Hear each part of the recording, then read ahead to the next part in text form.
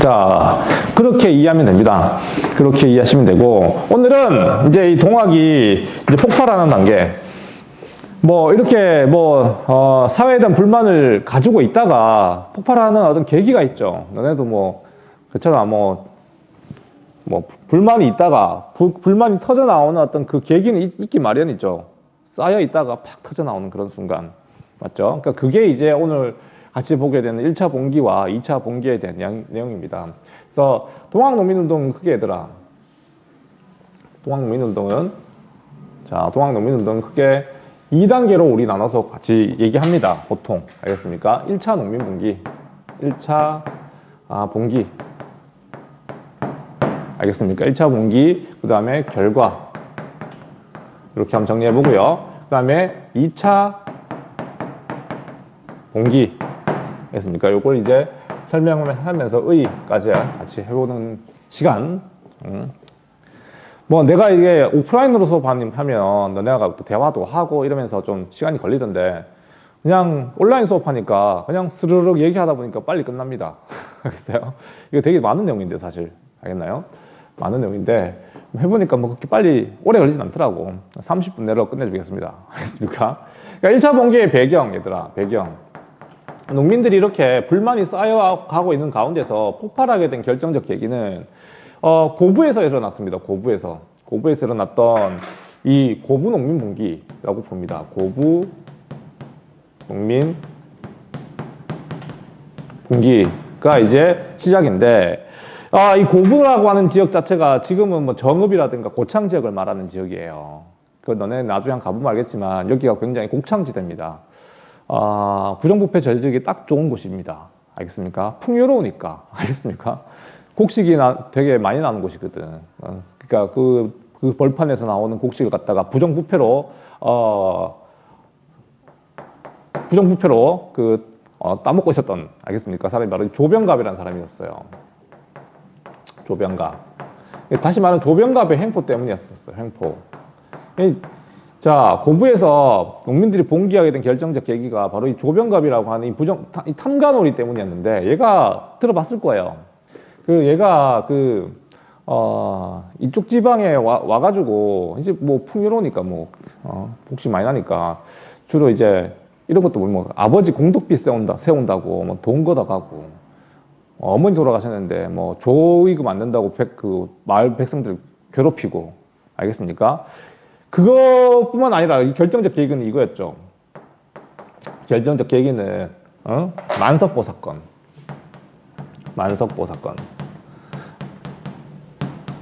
자, 멀쩡한 볼을 갖다가 허물어버리고 이제 이 만석보라고 하는 거는 물을 가둬놓는 일종의 뭐 저수지 같은 겁니다. 알겠습니까? 이제 거기서 이제 물을 끌어와가지고 그 농사 짓는데 필요한 어떤 물을 쓰고 하는 건데 그게 그 물세를 받는 건 일부 있었으나 부당하게 막 받아가 착복하니까 결국에는 이 농민들이 고부 지역의 농민들을 중심으로 이제 봉기하게 됐었죠. 그러니까 이제 조병갑을 찾아가가지고 처단하려고 막 관하로 뛰어가고 막 얘들은 도망가고 그렇게 시작된 게 바로 고부 농민 봉기라고 알려져 있는 사건입니다. 그러니까 중학교 때 한번 들어봤었기 때문에 이때 이제 이걸 주도했던 사람이 이제 뭐 알다시피 전봉준이죠. 전봉준을 중심으로 이 봉기하게 됐고, 전봉준, 녹두장군 전봉준 맞죠? 아버지 이름이 전창 뭐였는데? 아유 까먹었다 야. 일단 그 아버지도 이 조병갑한테 곤장 맞고 돌아가셨어요. 그러니까 그런 어떤 원한도 있었고요. 더 이제 봉기할 이유가 있죠. 전봉준 입장에서는. 알겠습니까? 이렇게 부정부패를 저지르는 조병갑을 갖다가 몰아내자. 알겠습니까? 그러니까 그렇게 이제 왜? 기철아 왜? 기철이 뭔 일 있어요? 기철이 되게 행복해 보입니다. 응? 자, 이게 정봉준을 중심으로 이렇게 봉기하게 되었고 이 초기 봉기였던 이 고부농민 봉기는 사실 스스로 해산합니다. 스스로 해산해요. 알겠습니까?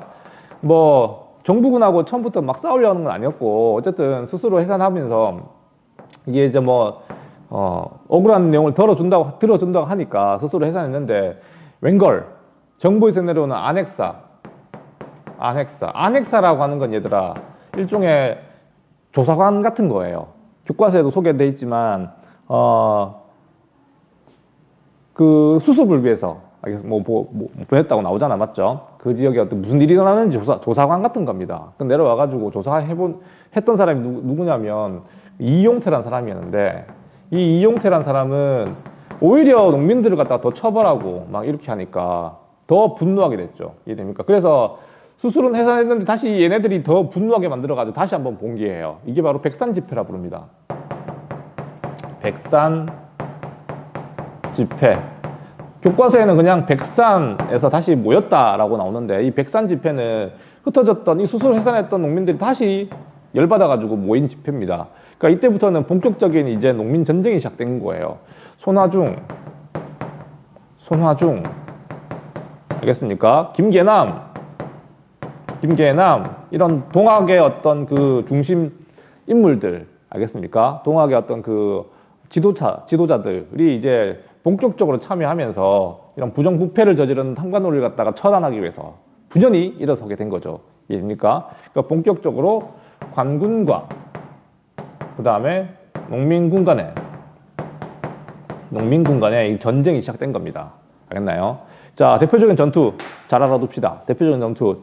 그래도 그거 하기 전에 이 사람들이 내세웠던 기치 이런 것도 교과서에 나오긴 나와요. 딴 게 아니고 이 농민군이 이 당시 걸었던 어떤 기치는 적혀 있지만 뭐라 적혀 있습니까? 제폭국민이 무슨 말일까? 제폭국민. 농민군이 어떤 그 슬로건 내걸고 이 빌어먹을 세상 바꿔보자 하고 일어났을까? 제폭국민이 무슨 말일까? 폭력적 폭정을 행하는 이 관리들을 몰아내고 백성을 구한다. 구민 일단 뜻이고, 또 뭐예요? 보국안민은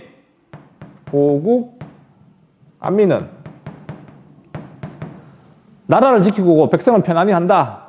어쨌든 정치 슬로건이야. 이제 정치 슬로건에 해당되겠죠. 알겠습니까? 자기가 정의롭다는 그런 거. 선거 때마다 나오는 어떤 슬로건 있지 않습니까? 그렇게 농민들도 목표는 폭정을 그냥 끝내자는 거지. 탐관오리 같은 애들 좀 몰아내고. 자, 이 대표적인 전투가 뭐가 있었냐면, 얘들아, 빨간색은 어디 갔을까요? 빨간색. 대표적인 전투가 뭐가 있었냐면 황룡천 전투 이후에 황룡천 전투, 황토연 전투. 차례대로 적어야 되는데. 황토연이 먼저인데 그냥 그래도 순서대로 적어줄게요. 이거 가끔씩 순서도 물어보더라고. 그렇게 할 필요 없는데. 자, 황토현, 그 다음에 황룡천 전투. 여기서 관군이 이겼을까? 농민군이 이겼을까? 그렇죠. 농민군이 모두 승리하게 됩니다. 그러니까 이러면서 더 이제 농민군의 숫자가 커지게 되고 세가 커지게 되는 거지. 어쨌든 이렇게 이제 전라도 일대를 갖다가 휩쓸어 가면서 심지어 어디까지 점령하냐면, 얘들아, 요렇게 올라갈게요. 심지어 얘들이 전라도에서 가장 큰 도시가 이 당시는 전라도였거든요. 알겠습니까? 전주성을 점령해야 여기서도 농민군이 승리하게 됩니다. 어쨌든 이러므로 사실상 전라도 일도 전체를 갖다가 농민군이 전부 다 차지하게 됐죠. 어쨌든 농민군은 이 당시 이제 파죽지세로 그냥 그 전라도 일대를 갖다 다 그냥 접수합니다. 관군은 판판이 다 깨졌죠. 이 당시 얼마나 무능했는지 보여주는 거지. 이 정부의 어떤 그 군사력뿐만 아니라 어떤 행정 체계라든가 시스템 자체가 이미 허물어져 있는 상태죠. 농민들한테도 이거 상대가 안 되니까요. 자, 그래 어쨌든 이렇게 전주까지 내지게 됐는데, 그 문제는 이 당시 중앙정부는 또다시 이거 어떻게 수습하면 좋을까? 우리가 어떤 위기가 닥치면 내부적으로 해결해야 되는데, 이 조선은 그랬어. 맨날 우리 앞에서도 봤다시피 어떤 큰 내부적 문제가 생겼을 때 꼭 청나라에 기댑니다. 나라가. 그러니까 이모군란 때도 청나라 군대를 요청해가지고 이모군란 진압했잖아요. 맞잖아요. 마찬가지로 이 당시에도 농민군이 이렇게 파죽지세로 전라도를 휩쓸어 가니까 또다시 청나라 군대를 요청하게 돼요. 청나라 군대. 알다시피 청일 저기 뭐지? 텐진 조약 이후에 텐진 조약 자체가 기억나야 돼 일단은. 청나라 군대랑 일본 군대는 사실상 철수한 상태였다는 거 이해됩니까? 근데 그 텐진 조약에 따르면 조선에 뭔가 병고가 생기면 서로 통보하기로 했다는 그 단서 조항이 있었잖아. 통보하기로 했던 게 딴 게 아니고 청나라 군대가 출발하면 일본 군대도 따라오게 돼 있었습니다. 텐진 조약에 따라서. 그러니까 이게 청나라 군대를 요청하게 되고 일본군까지 다시 들어오게 되니까 조선 정부로서도 이거는 감당할 수 없는 일이 아니었죠. 그래서 어떻게든 사태를 수습해야만 했고, 알겠습니까? 그래서 관군과 농민군 간의 화해가 이루어지게 됩니다. 알겠습니까? 관군과 농민군 간의 화해가 이루어지게 되고, 그래서 전주에서 이루어진 관군과 정부와 농민들의 화해를 해가지고 이걸 갖다가 전주화약이라고 부릅니다. 전주 화약을 맺게 되죠. 사실상 이제는 상황이 종료된 건데, 자, 어쨌든 아까 요 2차 봉기는 이 일본군 때문에 일어난 겁니다. 알겠습니까? 조선에 들어온 일본군이 뭐 나가질 않거든요. 좀 왜 안 나갔는지 좀 이따 설명하고, 전주화약은 말 그대로 전주에서 이루어진 화해하고 약속했다는 거야. 뭘 약속하고 화해했을까? 일단은 약속한 거는, 그러니까 농민이 원하는 거는 이런 부정부패에 찌들린 어떤 그 탐관오리를 척결하는 거. 이게 그러기 위해서 자치기구를 만들었었어요. 집강소라고 하는 거 만들어요. 집강소를 설치하게 됩니다. 집강소. 집강소는 일종의 농민 자치기구. 알겠습니까? 농민들이 스스로 통치하는 기구. 농민 자치기구예요. 기구. 알겠습니다. 여기서 이제 일단 이 전라도 일대 행정이 이루어지게 되는 거죠. 뭐 이게 뿐만 아니라 집강소가 어떤 기능을 했냐면 뭐 이게 탐관오리도 문제였지만 그 당시 그 악덕지주들 알겠습니까? 그 양반들 중에 소장료 같은 거 막 규정에 안 맞게 막 받아내고 알겠습니까? 그렇게 했던 그 악덕지주들도 막 처단하고 그러다 보니까 집강소가 설치된 지역에서 이 양반들의 불만은 굉장히 높아졌겠죠. 그러니까 다시 말하면 얘들아, 이 당시 농민들을 싫어했다기보다, 그러니까 정부로서는 당연히 농민군이 당연히 진압의 대상이었고, 이 당시 양반들도 굉장히 무서움에 떨었습니다. 알겠습니까? 농민들이 이렇게 자치기구 만들어가지고 지주들과 어떻게 압박하기도 했었으니까. 자, 이렇게 집강소는 농민 자치기구로 이제 설치된 거였고, 또 하나가 뭐냐면 얘들아, 또 하나가 개혁을 해야 될 거 아니니 정부가 이따구로 이렇게 뭐 운영되다 보니까 이렇게 터져 나온 건데 폐정개혁 교과서에는 폐정개혁안이라고 나옵니다. 그냥 뭐 12개조 이렇게 얘기도 하는데 어쨌든 폐정개혁을 갖다가 요구하게 되고 잘못된 정치를 갖다가 바로잡자는 거지. 그러니까 너네 100페이지 봐봐. 교과서 100페이지 밑에 보면은 정치, 경제, 사회 이렇게 세 부분으로 나눠가지고 이 폐정개혁이 어떤 걸 말하고 있는지 적어놨습니다. 뭐 다 알면 좋겠지만 몇 가지만 정리하자면 일단은 경제 분야에서는 얘들아, 정치 분야에서는 어떤 걸 요구했었다. 가장 중요한 것만 몇 개만 찝어볼게요. 100페이지 봐봐요. 농민군의 폐정개혁안이라고 나와 있죠. 맞죠? 나와 있지. 거기 보면은 뭐 탐관오리 척결, 탐관오리를 갖다가 척결하는 문제. 이런 놈들 좀 없애달라. 조병갑 같은 애들 좀 없애달라는 거죠. 조병갑. 없애달라는 거죠. 그 다음에 또 경제 분야에서는 얘들아. 경제 분야에서는 농민들이 가장 원하는 게 뭘까요? 얘들아, 왜 다 화면이 꺼지고 있습니까? 기철이, 잘 보다가 왜 화면을 꺼졌지? 화면 켜세요. 이거 나 이제 너네들 의심하는 게 아니라 이거 화면 끄고 딴 데로 가버리면 쌤이 되게 슬프잖아요. 안 그래요?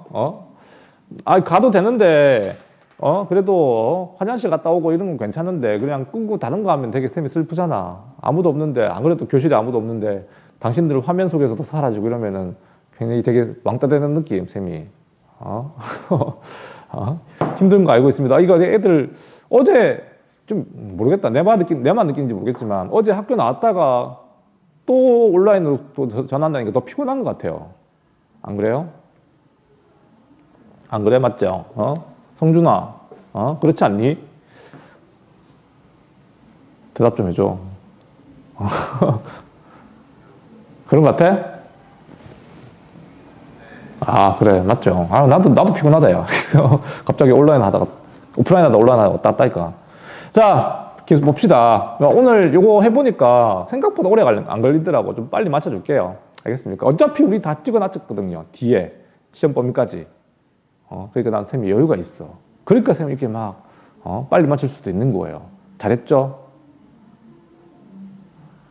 고마워요. 재원이 고기 흔들어줘서 고맙습니다. 자, 경제 분야에서 얘들아, 농민들이 원하는 게 뭐냐면, 토지를 갖는 거죠, 뭐. 딴 거 있겠습니까? 이 사람들이 농사 짓고 사는 사람들인데, 대부분 다 소작을 많이 했었고, 자기 땅을 가지고 있더라도 되게 작았고, 알겠습니까? 그러니까, 그러니까 토지를 가지고 있다 하더라도 거의 대부분 다 남의 땅을 갖다 붙여 먹어야 되는 상황이었다고. 토지개혁이지. 토지개혁. 그러니까 어쨌든, 조선은, 농업국가다 보니까 이 토지개혁, 그 다음에 토지세를 걷어들이는 문제, 우리 갑신정변에서 개혁정강이 지조법 개정이 있었잖아, 맞죠? 그거 토지세를 갖다가 개혁하자는 거였거든요. 그러니까 그런 문제들이 되게 중요한 문제였습니다. 알겠습니까? 자, 이렇게 이제 토지개혁, 이 토지의 평균 분작을 얘기하는데, 그거 보면은 나와 있죠. 경제본 토지는 평균으로 분작하게 할 걸 토지를 나눠달라는 겁니다. 그런 얘기. 그 다음에 사회개혁에 대한 얘기. 딴 거 없죠? 얘네들한테 뭐 요구되는 건 뭐겠습니까? 뭐 노비문세 불태워버리고 칠반천인이 무슨 말입니까? 칠반천인. 뭐 교과서에 칠반천인. 이거 나도 이거 다른 애들이 물어보길래 너네 못 알아듣겠다.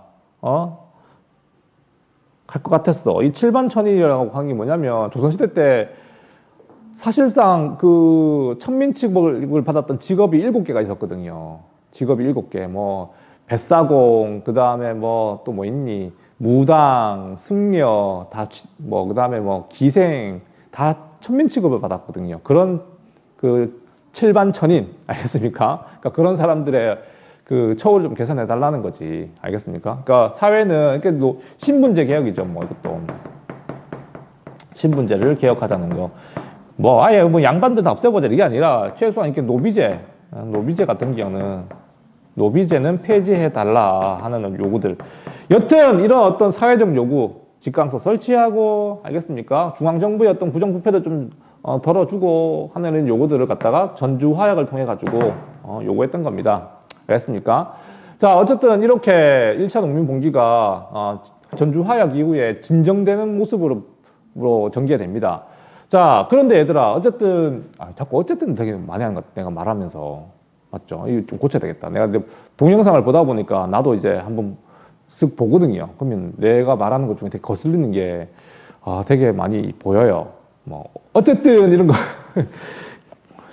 습관 같은 거 고쳐야 되는데 이 좋은 것 같아. 나도 좀 개선할 수 있는 그런 계기가 되는 것 같고 어쨌든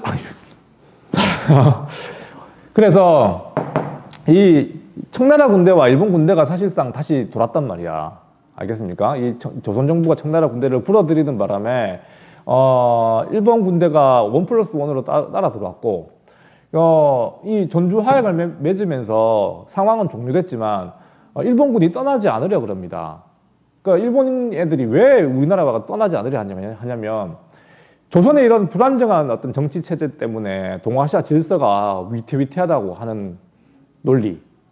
뭔 말인지 이해가 안 되죠. 약간 비유를 들자면 이런 거야. 그러니까 일본인 애들이 조선에 와가지고 10년 만에 온 거죠, 지금. 와가지고 군대를 빼지 않는 이유가 약간 이게 좀 적절한 비유는 아닌데 사실 이거 다 짚어보면 북한 얘기도 좀 알고 보면 쟤네들 이해할 수 있는 부분인데 북한이 자꾸 미사일 쏘고 핵무기 개발하면 되게 좀 동아시아 질서가 좀 위협적이잖아요. 맞죠? 그거 어떻게 하면 좋겠어요? 우리가 북한에 들어갔어, 우리 군대가. 쉽게 뺄 이유가 없죠. 왜냐면 우리가 요구하는 게 그거잖아. 북한 미사일 좀 쏘지 말라고 하는 그런 요구도 할 수 있고 그러면서 자기 군대, 우리나라 군대를 갖다가 주둔시킨다면 그 명분이 될 수 있잖아요. 일본의 이 당시 주둔의 명분은 그거였었어요. 안 떠나려고 하는 명분은 조선의 어떤 이모군란이라든가 갑신정변이라든가 또 동학민운동 이렇게 계속 내정이 불안하다 보니까 동아시아의 어떤 국제 질서가 되게 위태위태하다. 우리가 이 조선을 갖다가 좀 개혁을 해주자. 청나라야 하면서 청나라한테도 떠난 자기들이 계속 머물러서 조선의 내정 개혁을 하려고 하는 겁니다. 일본 애들이. 자기들은 뭔데? 알겠습니까? 하여튼 명분 자체는 그랬다고요. 이해됩니까? 그러니 조선에서도 스스로 개혁하려고 하는 모습을 보여줘요. 뭐 교정청 설치라든가. 이 교정청이라고 하는 게 우리가 스스로 개혁할 테니까 일본 꺼져라는 겁니다. 알겠습니까? 개혁기구 만들었었어요. 개혁기구. 근데 사실 제대로 된 개혁이 되진 않았습니다. 알겠습니까? 개혁기구 만들었는데 이게 나중에 그대로 폐지가 돼요. 제대로 할 일도 없이 폐지가 된다고. 그러면서 본격적으로 일본이 그냥 내정에 간섭하기 시작합니다. 자, 계기가 됐던 거는 얘들아, 일본 애들이 자, 경복궁을 점령해요. 배경에는 일본이 어디를 점령한다는 거? 경복궁을 점령하고 본격적으로 조선의 내정에 간섭하기 시작했다고. 당연히 청나라는 반발하지. 너네가 뭔데 우리 조선에 들어와가지고 우리 조선은 우리의 사대하는 나라인데 일본에 들어와가지고 내정 간섭하고 그래? 왜? 이 갈등이 시작됐고 결국 얘네들끼리 싸우죠. 그게 뭡니까? 1894년에 일어났던 뭐 또 다른 전쟁. 우리 이거 배웠잖아요. 이거 청일전쟁. 알겠습니까? 청일전쟁. 청일전쟁이 자, 우리가 1894년은 그러니까 되게 복잡한 해입니다. 동학농민운동이 터지고요.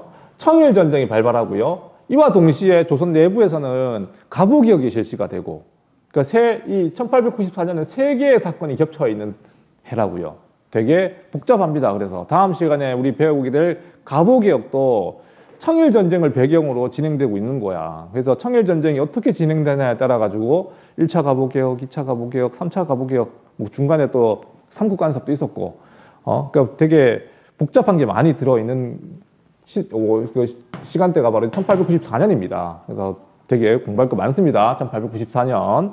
자, 경복궁을 점령하게 되고, 이걸 빌미로 해가지고, 이걸 계기로 해가지고 농민군이 다시 봉기한 겁니다. 자, 우리 1차 농민봉기는 누구 때문에 일어났다?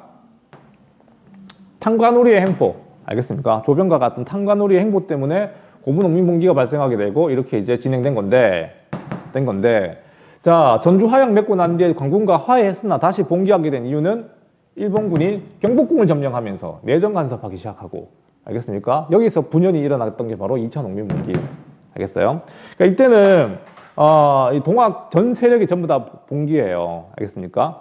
뭐 알다시피 동학이라고 하는 게 사실은 얘들아 남접, 북접 이건 설명 안 했는데 알겠습니까? 북접이 있고 얘들아 교과서 나오긴 나와. 남접이 있는데 얘들아 이게 무슨 말이냐면 다른 반은 설명 안 했는데 이거 이게 동학도 보면은 주로 지도자층, 그러니까 동학을 이끌어 나가는 리더들, 지배층은 주로 이제 종교 지도자들의 어떤 성격이 강했고, 이제 신도들은 다 농민이다 보니까 농민들을 이끌어 나가는 또 계층이 좀 달랐거든요. 북접은 주로 이제 종교 지도자들, 남접은 농민 지도자들. 대표자님이 손병희 이를 중심으로 하는 북접. 그 다음에 남접은 아까 얘기했다시피 요 전봉준이죠. 전봉준. 얘네들 전부 다 이제 합세해가지고 일본에 맞서기 시작한 겁니다. 알겠습니까? 경복궁을 점령했던 일본에 맞서기 위해서 남적과 북적이 힘을 합쳐가지고 서울로 쳐들어가는 거죠. 이 당시 규모가 2만 명이 넘었대요. 2만 명이 넘는 동학군의 위세, 알겠습니까? 어마어마했는데, 이 서울로 가는 길목 중에 가장 중요한 게 공주에 있는 우금치였습니다. 알겠습니까? 자, 이 결정적 전투는 얘들아, 공주에서 벌어졌던 우금치 전투라고 하는 건데, 우금치 전투. 여기서, 자, 농민군과, 자, 서울로 진격해오지 못하도록, 방어에 나섰던 애들이 누굴까요? 놀랍게도 이번엔 일본군입니다. 일본군과 일전을 벌이게 되죠. 알겠습니까? 일전을 벌이게 되고, 잠깐만 한번 끊어야 될 것 같은데. 자, 몇 분 남았? 25분 찍었네요.